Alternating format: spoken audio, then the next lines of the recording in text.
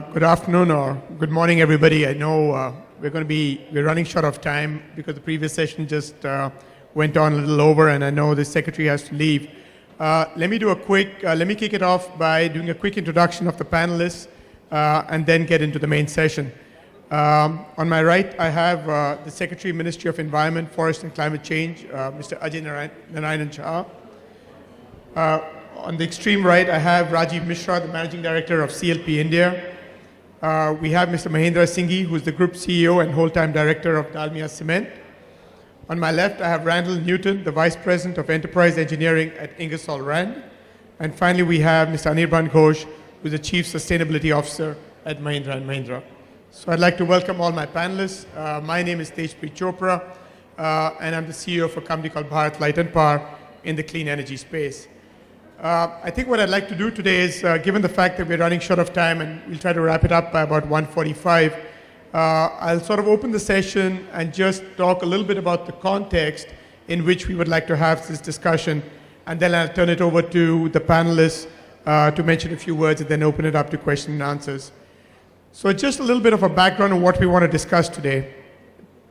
If everybody is clear that there are 155 countries that have committed to national climate plans known as the Nationally Determined Contributions, or NDCs, under the Paris Agreement.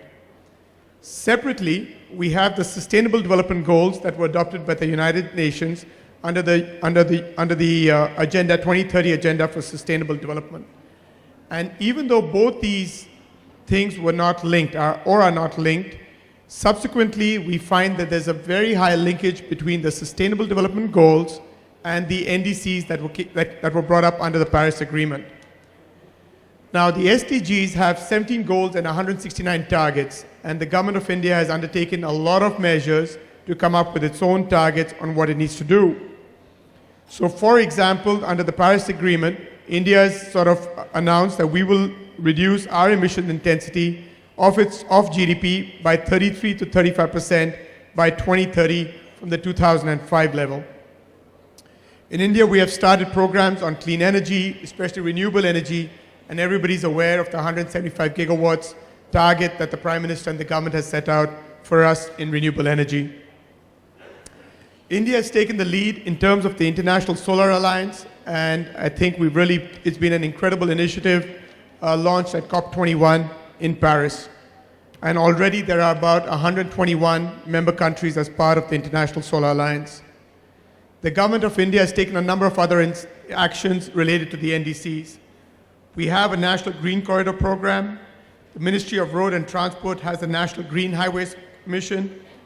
Under the FAME program, we have the National Electric Mobility Mission. So in short, we have done a lot, and the government of India has done a lot so far to really drive the entire SDGs and the NDCs in this country. So with those opening remarks, and given the fact that we've now got to know what we're trying to cover in this session today, what I'd like to do is really turn it over to the Secretary to give his opening remarks, and then I'll turn it over to questions from all the other panelists.